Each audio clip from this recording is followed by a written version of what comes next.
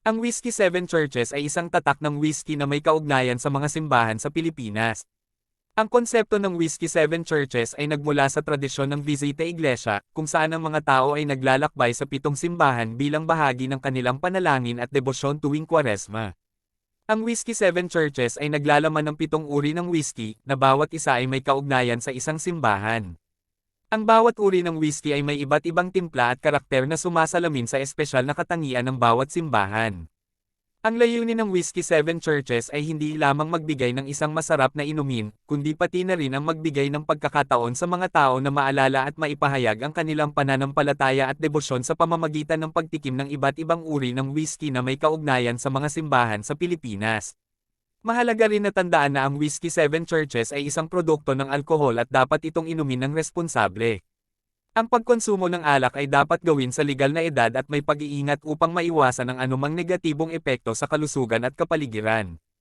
Ang Whiskey Seven Churches ay isang limitadong edisyon na tatak ng whiskey na naglalayong ipakita ang kahalagahan ng relihiyon at kultura sa Pilipinas. Ang 7 simbahan na kinakatawan ng Whiskey Seven Churches ay ang mga sumusunod. 1. Basilica Minore del Santo Niño. Ang unang simbahan na kinakatawan ng Whiskey Seven Churches ay matatagpuan sa Cebu City. Ito ang pinakamatandang simbahan sa Pilipinas at tahanan ng imahen ng Santo Niño, na itinuturing na sagrado sa mga Pilipino. 2. San Agustin Church. Matatagpuan sa Intramuros, Maynila. Ang San Agustin Church ay isang UNESCO World Heritage Site. Ito ang pinakamatandang simbahan sa Maynila at isa sa mga pinakamahalagang simbahan sa kasaysayan ng Pilipinas. 3. Paway Church, kilala rin bilang Street Augustine Church. Matatagpuan ito sa Paway, Ilocos Norte. Ito ay isang halimbawa ng arkitekturang barok at isa rin sa mga UNESCO World Heritage Site sa Pilipinas. 4. Mayagao Church. Matatagpuan sa Mayagao, Iloilo. Ang Mayagao Church ay isa rin sa mga kilalang simbahan sa Pilipinas. Ito ay kilala sa kanyang impresibong arkitektura at naglalaman ng mga detalyeng nagpapakita ng kultura at kasaysayan ng rehiyon.